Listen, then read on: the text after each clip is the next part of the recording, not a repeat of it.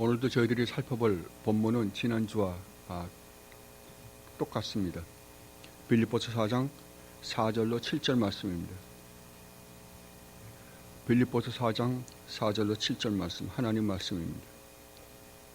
주님 안에서 항상 기뻐하십시오. 다시 말합니다. 기뻐하십시오. 여러분의 관용을 모든 사람에게 알리십시오. 주님께서 가까이 오셨습니다. 아무것도 염려하지 말고 모든 일을 오직 기도와 간구로 하고 여러분이 바라는 것을 감사하는 마음으로 하나님께 아뢰십시오. 그리하면 하나님의 헤아림을 뛰어넘는 하나님의 평화가 여러분의 마음과 생각을 그리스도 예수 안에서 지켜줄 것입니다. 아멘. 우리가 살펴보기는, 우리가 읽기는 지난주에도 똑같이 4절로 7절 말씀을 본문으로 삼았습니다. 그런데 우리가 살펴보기는 4절 한 절 말씀을 가지고 저희가 살펴보았습니다. 그리고 지난주에는 이 4절과 7절, 4절로 7절 말씀이 가지고 있는 구조가 무엇인지, 그 구조를 붙잡고 있는 것이 무엇인지에 대해서 제가 여러분들에게 설명해 드렸습니다. 이 4절로 7절 말씀은 네 가지 명령으로 되어 있습니다. 하나는 항상 기뻐하라. 관용을 모든 사람에게 알려라. 세 번째 명령은 아무것도 염려하지 말라. 그리고 네 번째는 모든 일을 오직 기도와 간구로 하고 여러분이 바라는 것을 감사하는 마음으로 하나님께 아뢰라. 이 네 가지 명령으로 되어 있다고 제가 여러분들에게 말씀드렸습니다. 그런데 이 네 가지 명령을 붙잡고 있는 게 뭐라고요? 주님께서 가까이 오셨다 라는 것이라고 제가 말씀드렸습니다. 그러니까 주님께서 가까이 오셨다는 것이 이 첫 번째, 두 번째 명령과 세 번째, 네 번째 명령을 붙잡고 있는 거예요. 그러니까 우리가 사도 바울이 지금 우리에게 명령하시는 이 네 가지 명령을 지키기 위해서는 무엇을 알아야 된다? 주께서 가까이 오셨다라는 말의 의미가 무엇인지를 정확하게 이해해야만이 우리는 이 네 가지 명령을 지킬 수 있습니다 라고 여러분에게 설명해 드렸습니다.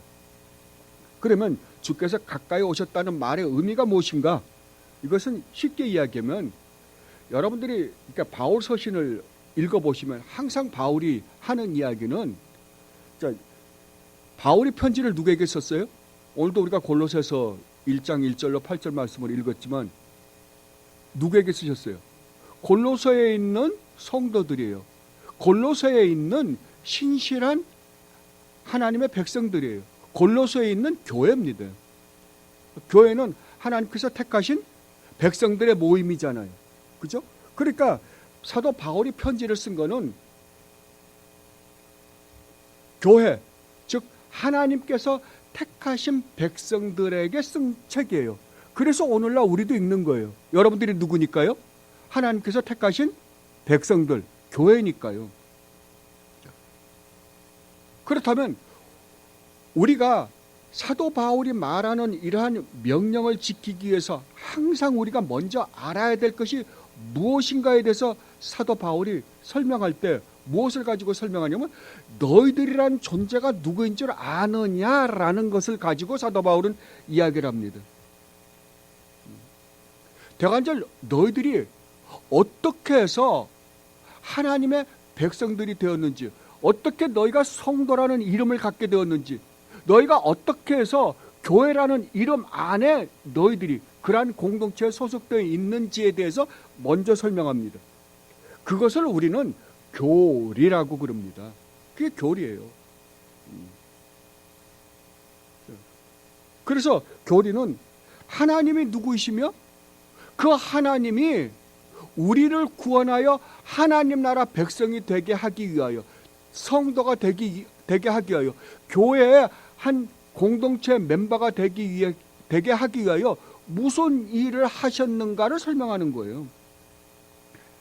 그리고 그 다음에 사도 바울은 그러므로 너희는 이렇게 살아야만 하는 존재들이다라고 명령을 하는 거예요. 사도 바울은요. 자, 그렇다고 한다면 우리가 이 네 가지 명령, 사도 바울이 지금 하고 있는 이 네 가지 명령을 우리가 올바로 수행하기 위해서 가장 먼저 알아야 되는 게 뭐겠어요? 우리가 누구인가죠. 내가 어떠한 존재인가, 내가 얼마나 고급한 존재인가를 알지 못하면 우리는 이 명령을 지킬 수 없다고요. 다른 말로 하면 하나님이 누구이시며, 하나님이 우리를 위하여 하신 일이 무엇이며, 앞으로 하시겠다고 하시는 일이 무엇이며, 그 일로 말미암아 우리에게 주어진 우리의 신분의 놀라운 영광이, 우리의 축복이 무엇인지를 우리가 모른다고 한다면 이러한 명령들을 지킬 수 있다 없다? 없다고요. 그렇다면 우리가 가장 먼저 알아야 될 게 뭐겠어요? 예, 하나님이죠. 하나님과 하나님이 하신 일과 이 일로 말미암아 우리에게 주어진 소망의 이 복음이, 소망의 약속들이 얼마나 놀라운 것인지를 알지 못한다면 우리는 절대 신앙생활을 올바로 할 수가 없어요. 그러므로 우리가 가장 많이 해야 되는 것은 이 교리들을 여러분들은 확실하게 알아두셔야 돼요. 이 교리들을 묵상하고 또 묵상하고 묵상해서 정말 이게 얼마나 놀라운 은혜인가를 깨달을 때 여러분들은 어떻게 할 수 있다? 신앙생활을 올바로 할 수 있다고요. 절대 건방 떨 수가 없다고요. 이걸 알아가면, 하나님을 알아가면 알아갈수록 여러분들은 겸손해질 수밖에 없고 낮아질 수밖에 없고 온화해질 수밖에 없다고요. 그러니까 항상 여러분들은 이 교리, 오늘날은 참 교리란 말을 사람들이 너무 쓰기 싫어해요. 근데 저는 제가 가장 은혜를 받을 때가 언제냐 그러면 교리 묵상할 때예요. 교리 묵상할 때만큼 정말 가슴이 점여오고 은혜를 받을 때가 없어요. 우리는 장사 잘 되게 해주면 그때 좋죠. 그죠? 병에 걸렸는데 병이 났으면 기분 좋아하죠. 아닙니다. 여러분들이 이 교리를 올바로 묵상하고 그 묵상할 때 오는 희열은요, 기쁨은요, 여러분 딴 거하고 절대 못 바꿉니다. 자, 그러면 오늘은 5절로 7절 말씀을 가지고 살펴보도록 하겠습니다. 5절로 7절 말씀에는 세 가지, 나머지 세 가지 명령이 들어있고요. 그리고 우리가 하나님의 말씀을, 하나님의 이러한 명령들을 지켰을 때 우리에게 주는 유익이, 오는 유익이 무엇인가에 대해서 사도 바울이 아주 잘 설명을 해 주시는 부분입니다. 자, 그러면 5절로 7절 말씀을 다시 한번 읽어보겠습니다. 여러분의 관용을 모든 사람에게 알리십시오. 주님께서 가까이 오셨습니다. 아무것도 염려하지 말고 모든 일을 기도와 간구로 하고 여러분이 바라는 것을 감사하는 마음으로 하나님께 아뢰십시오. 그리하면 사람의 헤아림을 뛰어넘는 하나님의 평화가 여러분의 마음과 생각을 그리스도 예수 안에서 지켜줄 것입니다. 아멘. 자, 두 번째 명령이 무엇입니까? 여러분의 관용을 모든 사람에게 알리렵니다. 여기서 말하는 모든 사람은 누구일까요? 여기서 말하는 모든 사람은 모든 성도를 말하는 걸까요? 분명히 아닙니다. 여기서 말하는 모든 사람은 문자 그대로 이 세상에 있는 모든 사람입니다. 다른 말로 하면 여러분이 이 세상에서 살면서 여러분들이 만나는, 대면하는 모든 사람을 이야기하는 것입니다.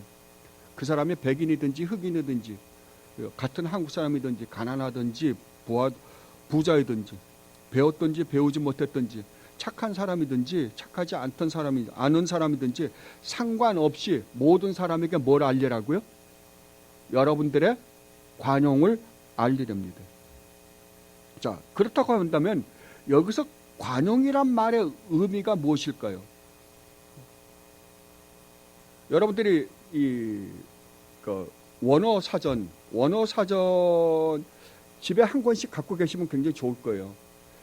원어 사전 중에 가장 좋은, 가장 잘 만들어졌다는 사전이 키틸 원어 사전입니다. 굉장히 찾기 쉽게 되어 있어요. 여러분들이 히브리나 그릭을 몰라도 여러분들이 찾을 수 있게 되어 있습니다. 한국말을, 그러니까 그 원어를 가지고 알파벳 순서로 나열되어 있는데 한국말을 가지고도 여러분들 성구사전 찾아보신 적 있으십니까? 여러분들이 집에 둬야 될 거는 성구사전 반드시 있어야 됩니다. 그 다음에 그 신약 성경 사전이 하나 있어야 되고요. 그 다음에 키틸 사전을 하나 갖고 있으면 굉장히 좋습니다. 그러니까 성경을 연구하는 저도 이거는 항상 옆에다 펼쳐놓고 같이 공부를 합니다. 여러분들 사전 찾는 법을 보면 굉장히 아주 쉽게 되어 있으니까 여러분들 갖고 계시면 아주 좋을 거예요. 여기에 관용이라는 헬라어는 에피에이 캐스랍니다. 그런데 이 말의 의미를 키틸 사전에서 뭐라고 이야기했냐면, 잘 보십시오. 옳은 것, 합당한 것, 사용할 수 있는 것, 균등한, 적당한, 이치에 맞는, 온화한이라는 의미를 가지고 있는 말이다. 그러니까 성경에 이 관용이라는 단어가 사방팔방에 써져 있을 거 아니에요. 쓰여졌는데 거기 쓰여져 있는 의미들이 이러한 의미들을 드러냈었다라고 이야기하는 거예요. 이것에 대해서 제임스 보이스 목사님이 이렇게 말씀하셨습니다.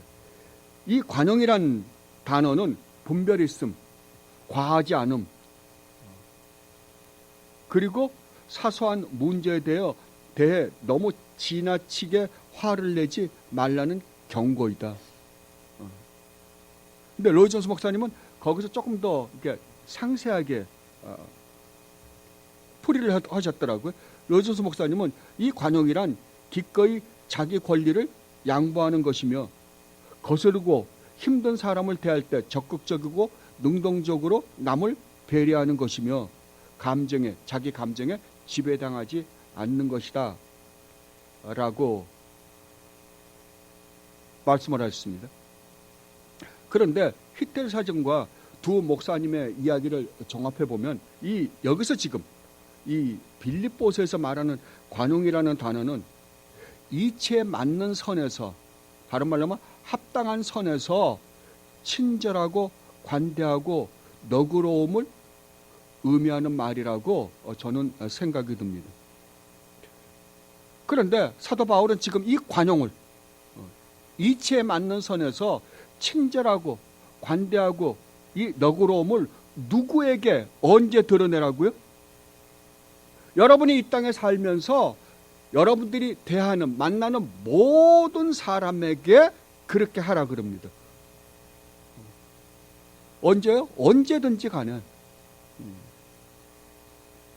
여기서 여러분들이 한 가지 조심해야 될 건, 아까 분명히 이치에 맞는 합당한 선의입니다. 무조건 관대하고 너그럽게 하라는 건 아니에요. 그러니까 바보가 되려는 건 아니라고요. 그러니까 우리에게 잘못된 걸 요구하는데도 무조건 양보하라는 의미는 아니라고요. 왜냐하면 여러분들이 아시다시피 성경은 분명히, 우리가 이제 조금 있다가 이 관용에 대해서 가장 잘 이 세상에서 행하신 분이 누구시겠어요? 주님이시겠죠. 그러니까 주님이 어떻게 행했는가를 여러분들이 알면 금방 알 수 있으니까 성경은 분명히 불의를 기뻐하지 말라라고 이야기합니다. 우리는 사랑 그러면은 무조건 그냥 내가 양보하고 져주고 뭐 퍼주고 하는 걸 사랑이라고 생각하잖아요. 아니잖아요. 여러분들이 고린도전서 13장을 사랑장이라 그러는데 거기서 사랑에 대한 정의를 내릴 때도 마찬가지잖아요. 우리가 가지고 있는 모든 재산을 다 털어서 구제하고 또 너희 몸을 불사르게 내어줄지라도 사랑이 없으면 어떡하다고요? 아무것도 아니라고요. 우리가 생각하는 사랑이라는 것은 내가 가지고 있는 재산을 손에 봐가면서 남을 도와주는 거고, 내 몸을 희생해 가면서 남을 위해서 헌신하는 거잖아요. 근데 그게 사랑이 아니라면 뭐가 사랑이에요? 그러니까 성경이 말하는 사랑과 세상에 말하는 사랑과는 의미가 다르다고요. 굉장히 다릅니다. 여러분들이 그러니까 성경이 정의하고 있는 단어의 의미와 세상에서 말하는 사전적 의미와는 완전히 달라요. 자, 여러분들이 생각하는 평안이라는 건 뭐예요? 평안이라는 건 아무 문제 생기지 않고 모든 조건이 좋은 상태에서 편안한 걸 여러분들은 평안이라고 할 거 아니에요. 아무 문제도 안 생기고 마음도 기쁘고, 그죠? 그럼 성경이 말하는 평안이라는 단어의 의미는 뭐예요? 제가 여러분들 사사기를 공부할 때 저랑 같이 공부했잖아요, 그죠? 여호와 샬롬이다. 그 여호와 샬롬이 뭐였어요? 예, 하나님 앞에서 죽을 수밖에 없는 죄인이 하나님을 맞대면 했는데도 불구하고 어떻게 한 거예요? 죽지 않는 거예요. 그게 평화라고요. 평안이라, 성경이 말하는 평안이라고요, 그게요. 그래서 우리 주님을 뭐라 그러냐 그러면은 화목 제물이 되셨다라고 그러는 거예요. 우리는 죄인이기 때문에 거룩하신 하나님 앞에 가면 다 어떻게 돼요? 다 죽어 마땅해야 돼요. 다 죽어야 돼요. 그럼에도 불구하고 죽지 않은 것, 다른 말로 하면 하나님과 화해해서 하나님 앞에 섰는데도 불구하고 죽지 않은 것, 그거를 평화다, 평안이다 라고 그러는 거예요. 성경에 말하는 것 완전히 다른 의미들입니다.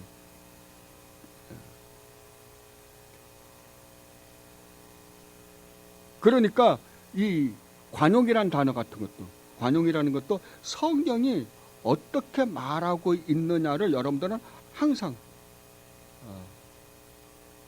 생각을 하고 그 문맥 안에서 그 말이 어떻게 사용되었는지를 여러분들은 항상 살펴보셔야 할 것입니다. 그러니까 여기서 관용이라는 것은 무조건 내가 양보하고 바보가 되는 것이 아니라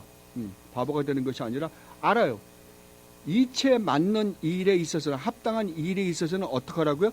너는 네가 만나는 사람이 누가 되었든지 간에 친절하게 대하고 관대하고 너그럽게 대하라 라는 말의 의미입니다.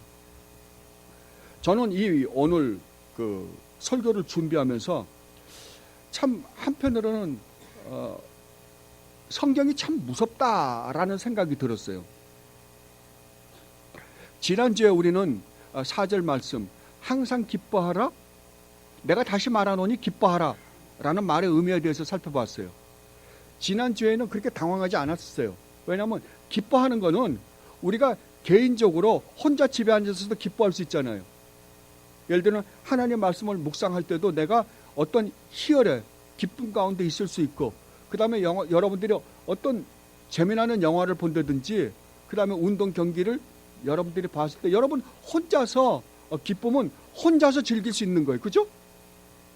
기쁨은 내가 즐기는 거잖아요. 그죠? 남을 기쁘게 하는 건 아니잖아요. 그죠? 내가 즐기는 거죠. 그러나 너희가 만나는 모든 사람에게, 너희가 잘하든 잘못하든지 간에 상관없이 너희가 만나는 모든 사람에게 관용하라. 이건 진짜 무서운 거예요. 그죠? 우리가 이론과 실천은 완전히 달라요. 관용하라 라고 할 때는 나 혼자서 할 수 있는 게 아니잖아요. 상대가 있는 거예요. 그죠? 우리는 상대에 따라서 달라지잖아요. 우리 마음이.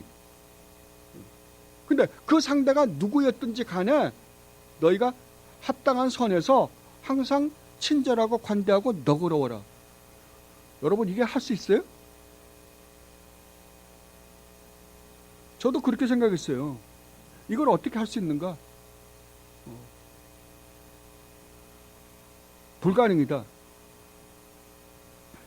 그런데 참 성경은 정말 우리에게 놀랍게, 우리가 이 세상에 구원받은 하나님의 백성들이 이 세상에 살면서 하나님이 우리에게 말씀하신 그 말씀을 우리가 시행해 나가는 데 있어서 하나도 부족함이 없는 것 같아요. 참 자상하세요. 차근차근 가르쳐 주세요. 그러니까 사도들이 그렇게 말씀하시잖아요. 그 말씀이 우리에게 가까이 있다니까요. 그래서 하나님이 우리에게 말씀하신 것은 어려운 것이 아니라 뭐라고요? 쉽다고요. 쉽다고요. 뭐만 알면요, 성경이 말하는 대로만 쫓아가면 쉽다니까요. 자, 그러면 우리가 어떻게 하면 관용을 할 수 있는가? 관용을 베풀 수 있는가? 자, 그 답을 한번 얻어보십시다.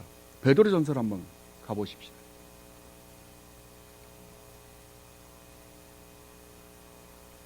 베드로전서 2장입니다.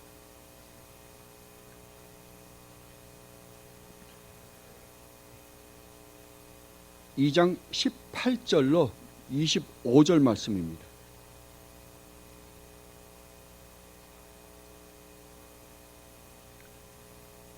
찾으셨으면 봉독해 드리겠습니다.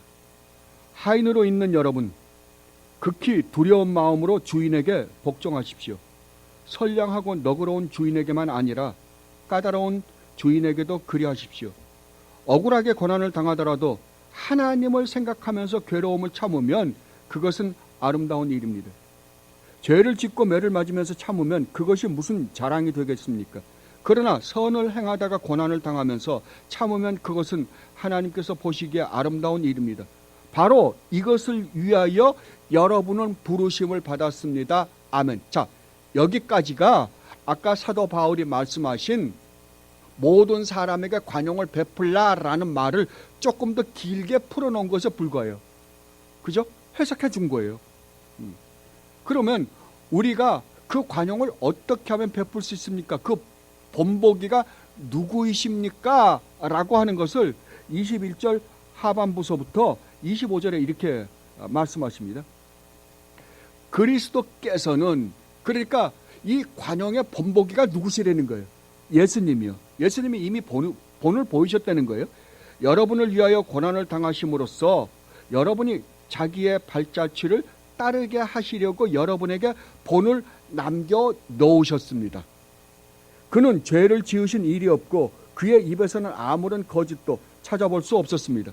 그는 모욕을 당하셨으나 모욕으로 갚지 않으시고 고난을 당하셨으나 위협하지 않으시고 정의롭게 심판하시는 이에게 다 맡기셨습니다. 그는 우리 죄를 자기의 몸에 몸소 지시고서 나무에 달리셨습니다. 그것은 우리가 죄에는 죽고 의에는 살게 하시려는 것이었습니다. 그가 매를 맞아 상함으로 여러분이 나음을 얻었습니다. 전에는 여러분은 길 잃은 양과 같았으나 이제는 여러분의 영혼의 목자이시며 감독이신 그에게로 돌아왔습니다. 아멘. 자, 관용의 본보기가 누구세요? 예수님이세요. 자, 근데 예수님이 어떻게 살았다고요? 죄가 없으신 거룩하시고 의로우신 하나님의 인간의 몸을 입고 오셔서 이 땅에서 온갖 모욕과 멸시와 천대를 다 받으시면서도 어떻게 했다고요?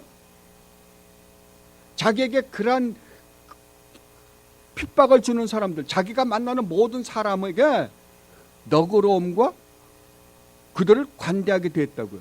그런데 여러분들 주님의 그 생애를 복음서에서 보면 주님이 모두에게 그렇게 했어요? 모두에게 그렇게 해서 안 했어요. 그죠? 누구에게만 안 했어요? 의인이라고 생각하는 사람들이요. 자기가 잘났다고 생각하는 사람들이요. 교만하고 정말 자신의 욕심에만 관심이 있는 사람들에게는 안 했다고요. 주님이 정말 관대하고 친절을 베풀었던 사람들은 누구예요? 죄인들이에요. 죄인들이에요. 주님은 누구를 위해서 이 일을 하셨냐 그러면은 우리를 구원하시기 위해서 이 일을 하셨어요. 자, 그렇다고 한다면 여러분이 이 세상을 살면서 많은 사람들을 상대할 거예요. 그 사람들을 여러분들이 어떤 눈으로 보느냐에 따라서 여러분들이 그들을 관대하게 대할 수도 있고 관대하게 대하지 않을 수도 있어요. 분명히 교만한 사람들, 하나님을 부정하는 사람들, 예수님을 부정하는 사람들, 바리새인과 같이 자기 의가 꽉 차 있는 사람에게는 우리는 어떻게 할 수가 없어요. 그죠? 그러나 정말 가난하고 불쌍하고 우리에게 지금 이 종교라는 걸 떠나서 조금 우리에게 실수할 수 있는 사람들이 있어요. 그죠? 그러나 그들이 정말 이 복음이 필요한 사람이라고 생각이 든다면 여러분은 어떻게 하겠어요? 여러분들은 관대하게 대할 수 있어요. 그죠? 그러니까 주님이 오셔서 주님이 관대하시고 기뻐하셨던 이유는, 너그러웠던 이유는 그들이 구원의 대상이었기 때문에 그러신 거예요. 그렇다고 한다면 여러분들도 여러분들이 상대하고 있는 그 사람이 지금 멸망의 길로 가고 있고, 여러분들이 내가 의대로 구원받은 것처럼 그들도 정말 영원한 멸망에 빠지지 않고 구원을 받아야 되는 대상이라고 한다면 여러분들 그들을 어떻게 대하겠어요? 그들을 관대하게 대할 수 있겠죠. 그때 우리는 그들에게 관대하게 대할 수 있다고요. 왜요? 내가 얻은 은혜로 말미암는 구원 때문에 그래요. 그죠? 우리가 만약에 우리가 행한 행위로 우리가 구원을 얻었다면 그렇게 못할 거예요. 그러나 우리는 은혜로 얻었기 때문에, 비록 우리는 영원히 멸망받을 수밖에 없는 존재들이었지만 하나님께서 거저 주시는 선물로 이 자리에 와 있다는 것을 우리가 알기 때문에 우리는 그들을 관대하게 대할 수 있다라고 지금 이야기하는 겁니다. 그러니까 주님이 하신 대로 우리가 따라간다면 우리는 모든 사람이고, 우리가 이 세상의 삶을 사는 모든 사람들에게 우리는 관대하게 할 수 있다라고 지금 성경은 이야기하고 있습니다. 그리고 6절 말씀을 한번 보십시다. 아무것도 염려하지 말고. 자, 이제 전반부 우리가 두 가지 명령에 대해서는 살펴봤습니다. 이제 세 번째, 네 번째 후반부 명령입니다. 근데 후반부 세 번째 명령은 아무것도 염려하지 말라. 네 번째는 모든 일을 오직 기도와 간구로 하고 여러분이 바라는 것을 감사하는 마음으로 하나님께 아뢰라. 세 번째 명령은 아무것도 염려하지 말랍니다. 여기서 아무것도 염려하지 말라는 말은 걱정과 불안에 시달리고 초조해하며 괴로워하며 지치도록 근심하는 것을 의미한답니다. 자, 그러니까 걱정, 근심, 불안, 초조 이런 거 하지 말라는 거잖아요. 아무 염려도 하지 말라. 아무 염려도. 자, 제가 여러분들에게 하나 여쭤볼게요. 여러분 염려 안 해보신 분 여기 계세요? 걱정, 근심, 불안, 초조, 두려움 때문에 여러분 어쩔 줄 몰라서 정말 차라리 죽었으면 좋겠다라는 경험을 안 해보신 분이요. 여기. 아마 애들 빼놓고는 없을걸요. 제가 보기에 모두 다 한 번 이상은 해봤을 거예요. 그죠? 근데 저는 그래, 평생에 한 번 정도는 양보할 만하다. 한 번 정도만 온다면 눈 찍 감고 그것만 넘기면 되잖아요. 근데 한 번만 옵니까? 제가 살아보니까 아니더라고요. 정말 심각한 그러한 근심, 걱정, 두려움, 불안, 초조가 와서 아이고 이제 좀 넘어가는가 보다. 그리고 조금 마음 놓으면 또 와요. 참 신기해요. 네. 이게 무슨 뭐랄까 주기 같아. 끊임없이 와요. 근데 성경은 아무 염려하지 말래요. 어떻게 염려가 되는데 염려를 안 합니까? 근데 가만히 보면 여러분들이 왜 걱정, 근심, 불안, 초조가 더 심해져요? 심해지는 건 지금 현재 일어나는 일만을 갖고는 그렇게까지 불안해하지 않을 거예요. 두려워할 필요가 없어요. 지금 현재 일어나는 일만 가지고는. 근데 가만히 불안해하는 걸 가만히 보면 거기서 상상을 하는 거야 이제. 점점 더. 그러다 나면 나중에 눈덩이처럼 커져. 그래서 최악의 경우를 생각하니까 나중에는 죽고 싶어 이제. 그죠? 차라리 죽어 없어져 버리면 편할 것 같은데.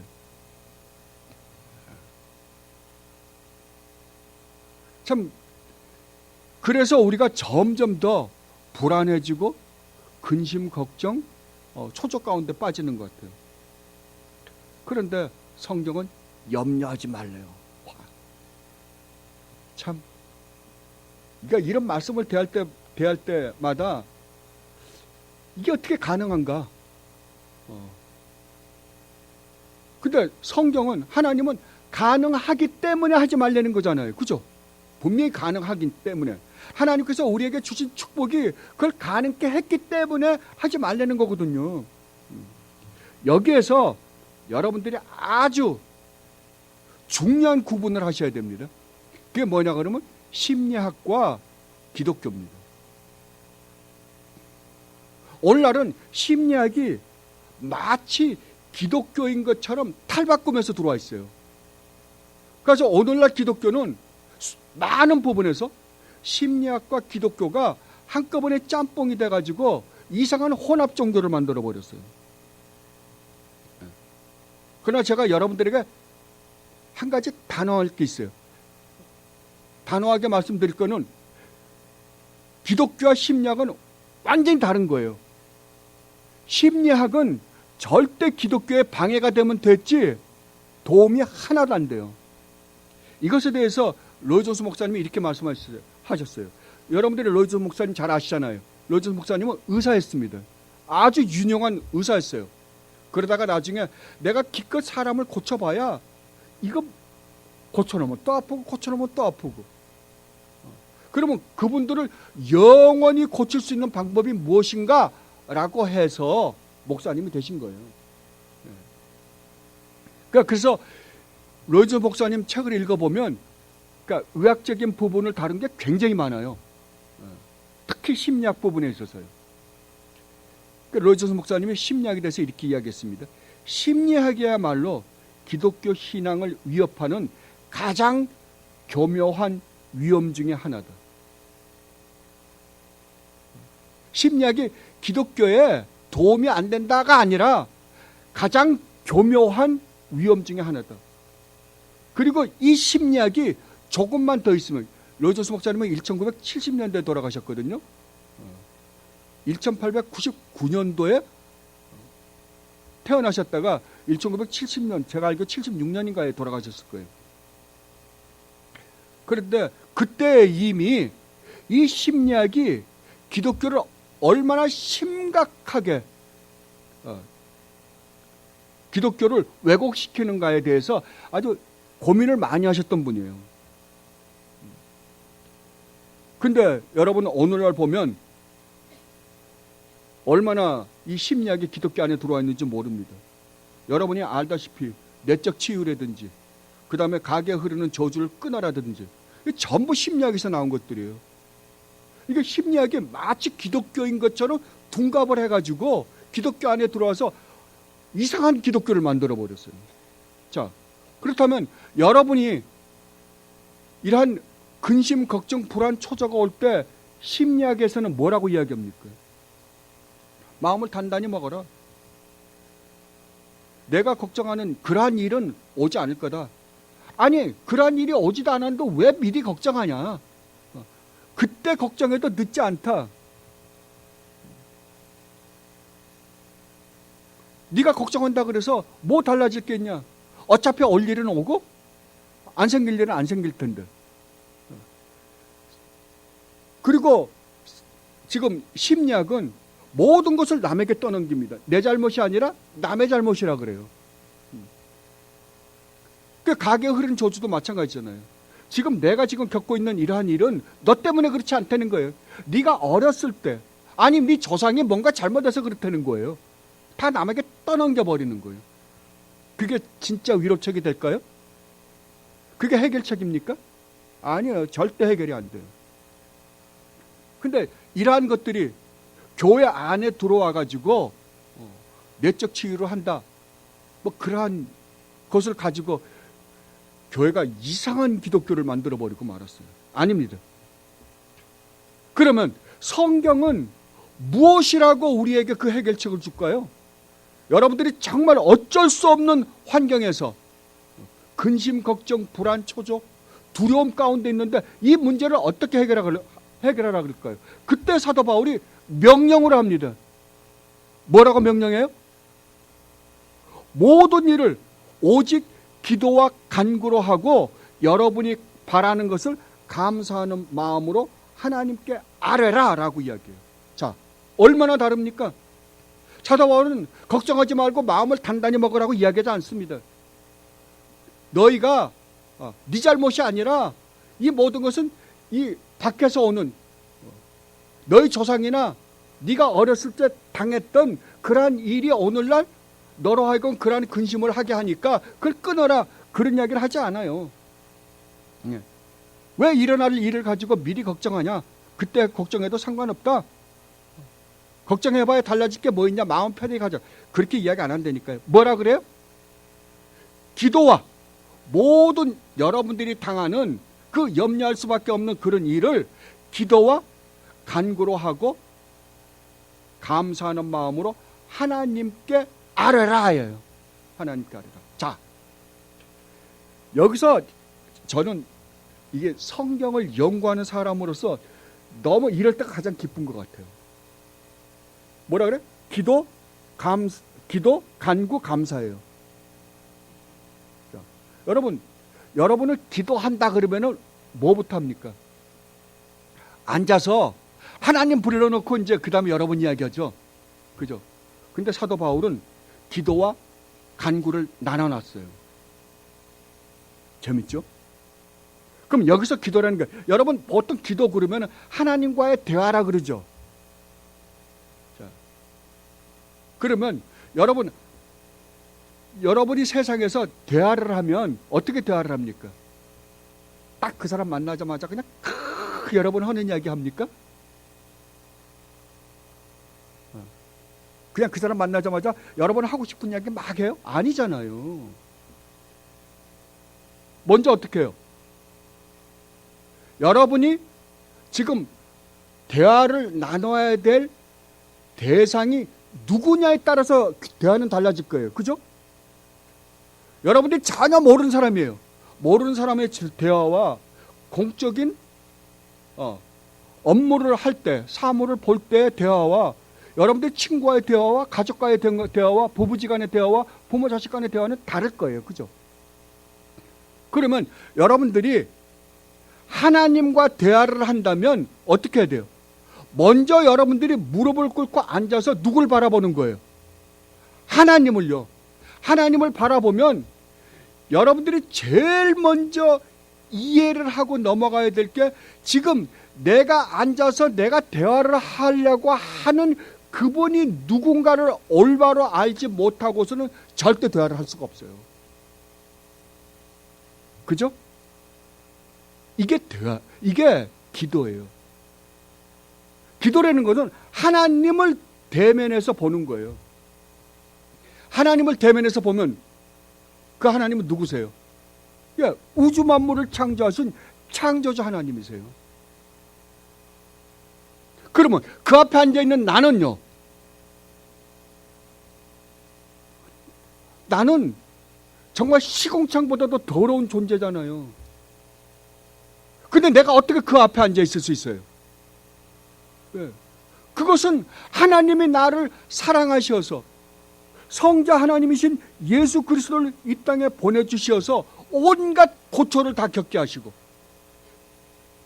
마지막에 내가 져야 될 그 십자가를 지게 하시고 내 죄를 용서해 주시고 부활하시고 승천하시고 지금 하나님 우편에 앉아 계시고, 그 하나님 우편에서 중보 기도를 하심으로 말미암아 내 믿음이 떨어지지 않게 지켜주시고 성령 하나님을 보내서 이 모든 사실을 알게 하시고 나를 구원해 주시고, 그리고 다시 오셔서 영원한 영광된 자리에 영원히 하나님과 함께 살게 해 주시겠다고 약속하신 그 하나님이잖아요.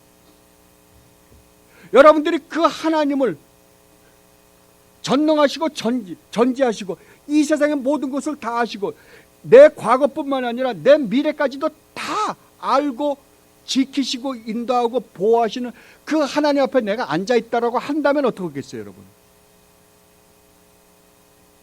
여러분들이 그 하나님을 올바로 알고 그 하나님 앞에 여러분들이 무릎을 꿇고 그 하나님을 아버지라고 부르면서 앉아있는 순간 여러분들의 문제는 문제가 안 될 거예요. 그죠? 무슨 문제가 되겠어요?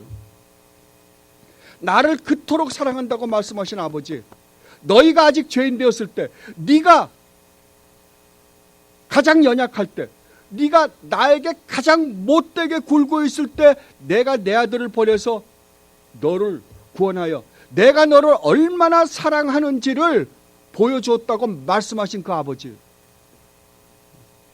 그러면 그 아버지가 여러분의 문제를 모를까요? 마태복음에 분명히 말씀하시잖아요. 너희는 무엇을 먹을까, 무엇을 마실까, 무엇을 입을까 염려하지 말라. 너희가 구하기 전에 이미 내가 다 알고 있다라고 말씀하시잖아요. 왜 우리가 어떤 이 세상에서 겪는 이런저런 일로 말미암아 점점 더 걱정, 근심, 불안, 초조를 해요? 왜냐하면 그 문제를 우리가 해결할 일이니까 그래요. 그 문제가 누구 가운데, 누구 안에 있는지를 알면 여러분들이 그 문제를 해결할 수 있는 실력이 있다 그러면 걱정할 거 없을 거예요. 그죠? 그러니까 우리는 없어요. 그러면 그 문제를 해결할 수 있는 유일한 분은 누구예요? 하나님이세요. 그 하나님이 누구예요? 여러분의 아버지세요. 여러분의 아버지가 되고 싶어서 성자 하나님을 보내 십자가에 매달아 죽이시기까지 하신 하나님이라니까요. 그렇다면 여러분에게 걱정될 게 뭐가 있겠어요? 이걸 먼저 하라 그러는 거예요, 사도 바울은. 그 잠잠히 하나님을 바라보라 그러는 거예요. 그 다음에 어떻게 하라고요? 그거를 바라봤다면, 그 하나님 앞에 네가 온전히 앉아서 그 하나님을 바라보고 있다고 한다면 그 다음에 그 하나님께 차근차근 구체적으로 너의 문제를 토로해라, 말씀드려라 라고 그럽니다. 왜 이거를 사도 바울이 이런 과정으로 말씀을 하실까? 참, 그때 여러분들이 이야기를 하면 아버지 아시잖아요. 제가 이걸로 얼마나 걱정하신지 아시죠.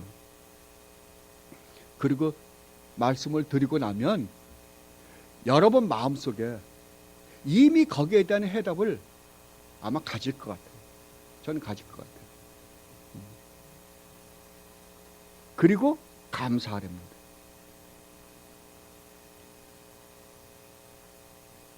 여기까지 오면 간구, 하나님 앞에서 내가 하나님을 대면해 보고 그 다음에 내가 지금 처해 있는 이 환경을 조용하게 차근차근 말씀드리고 나면 여러분 안에서는 감사밖에 나올 게 없을 거예요. 그죠?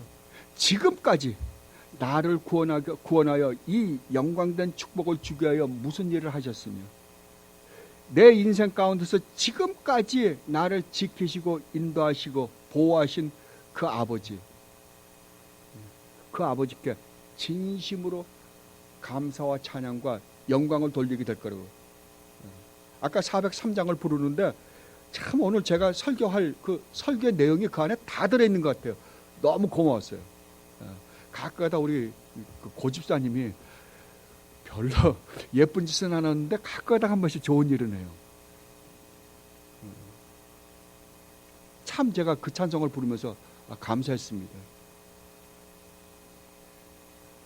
자, 그런데 재미나는 건요, 그 다음에 하나님께서 우리에게 주시는 해답이에요.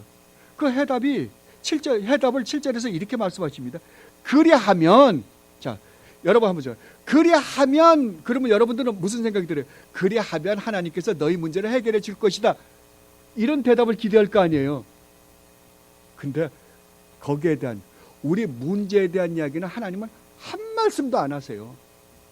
한 말씀도 안 하세요. 여러분들이 그 요한복음 16장 30절에도 보면 똑같잖아요. 너희가 환난이 오느냐? 환난이 올 때 담대하라.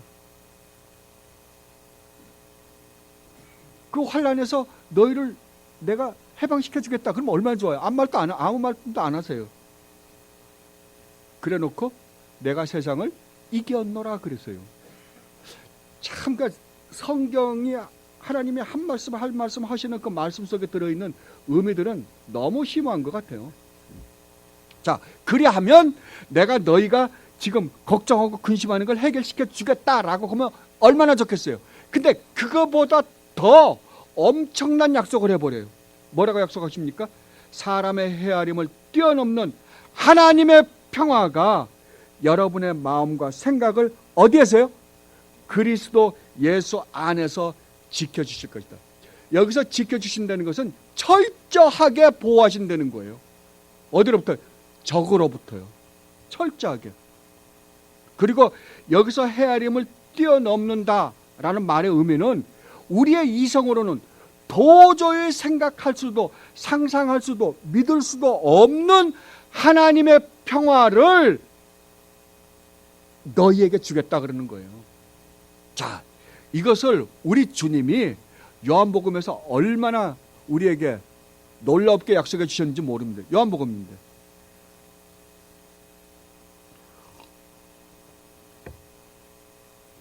요한복음 14장입니다.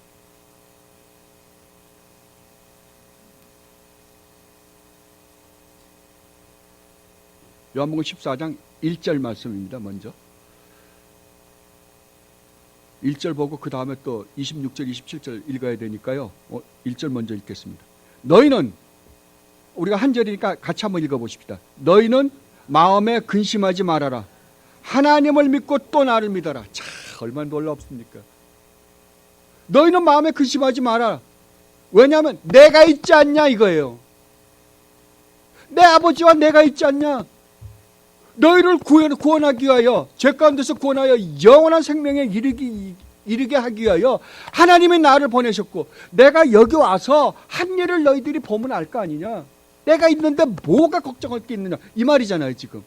자, 26절 27절 보십시다. 그러나 보혜사 곧 아버지께서 내 이름으로 보내실 성령께서 너희에게 모든 것을 가르쳐 주실 것이며 또 내가 너희에게 말한 모든 것을 생각나게 하실 것이다. 나는 평화를 너희에게 남겨준다. 나는 누구의 평화를요? 내 평화가 누구예요? 예수님의 평화예요. 예수님은 이 세상에서 그렇게 고난을 당하셨는데도 불구하고 마음이 평안했대요. 그 평안을 너희에게 주겠다는 거예요. 우리가 아무리 이 세상에서 고통을 당해도 예수님만큼 고통을 당할 수는 없을 거예요. 그죠?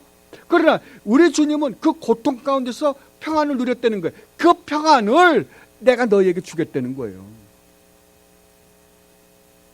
내 평화를 너희에게 준다. 내가 너희에게 주는 평화는 세상이 주는 것과 같지 않다. 너희는 마음에 근심하지 말고 두려워하지도 말아라. 아멘. 바로 이 평화를, 이 평안을 내가 너희에게 주겠다. 그러면 너희의 마음과 생각이 하나님이 철저하게 보호해서 너희를 어디로부터 해방시킨다? 진짜 두려움에서부터 해방시킨다고요. 심리학이 아니에요. 그러니까 기독교가 말하는 이 세상에서 우리가 겪는 두려움과 걱정과 불안, 초조에서 어떻게 우리를 건져내는가과 심리학은 완전히 다른 거예요. 어떻게 하라고요? 기도하라고요. 간구하라고요. 감사하라고요. 그 하나님을 바라보라고요.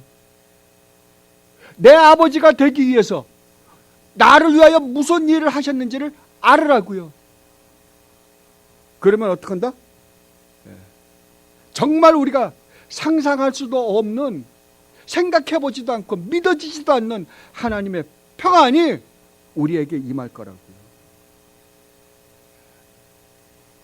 얼마나 놀랍습니까? 이걸 하십시오.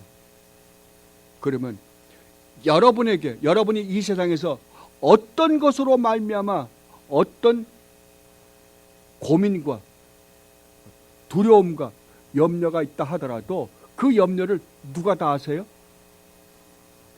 하나님이요. 그분이 어떤 분인데요? 여러분의 아버지시라고요. 아버지시라고요. 그러면 여러분 안에 뭐가 있다? 문제 해결이 아니라 진짜 하나님으로부터 오는 헤아릴 수 없는 평안이 여러분 안에 깃들 것이라고요. 신명기 32장의 말씀을 가지고 읽고 말씀을 마치도록 하겠습니다. 신명기 32장입니다.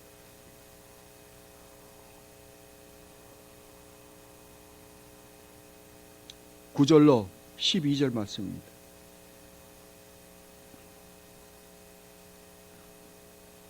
신명기 32장 9절로 12절 말씀입니다. 그러나 주님의 몫은 그의 백성이니, 다른 말로 하면 주님의 유산은, 하나님의 유산이 누구라는 거예요? 너희들이라는 거예요. 너희들. 야곱은 그가 차지하신 유산이다. 그러면 하나님은 정말, 우리가 만약에 나 하나님하고 안 놀래요. 그러면 어떡하겠어요? 누가 더 마음이 급하겠어요? 하나님이시죠. 안 그러겠어요? 한번 생각해 보세요. 그러니까 하나님이 우리를 얼마나 우리가 부모가 자식을 사랑할 때, 우리 악한 아비일지라도 우리가 자식을 그렇게 사랑하는데 하물며 나일까 보냐, 하나님 그러시잖아요. 그러니까 하나님이 우리를 향해 갖고 계시는 그 사랑은 정말 뭐라고 이야기할 수가 없을 거예요. 그러니까 하나님의 우리를 향해 갖고 계신 그 마음이 얼마나 참 표현이 잘 안 되네요. 그거를 그 다음에 이렇게 표현하십니다. 주님께서 광야에서 야곱을 찾으셨고, 누가 찾아요?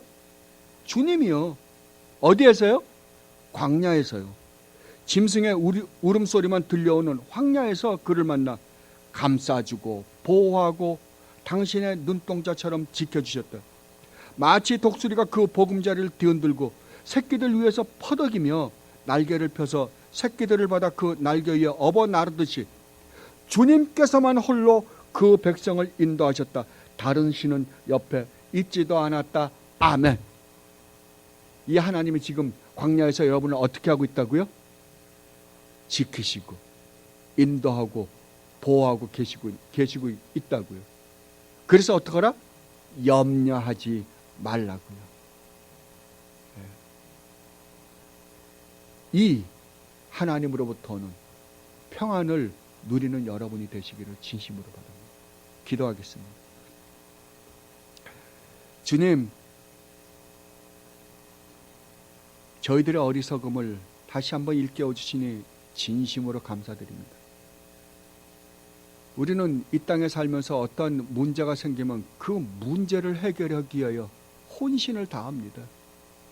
그러다가 점점 더 깊이 근심, 걱정, 불안, 초조, 두려움 가운데 빠집니다.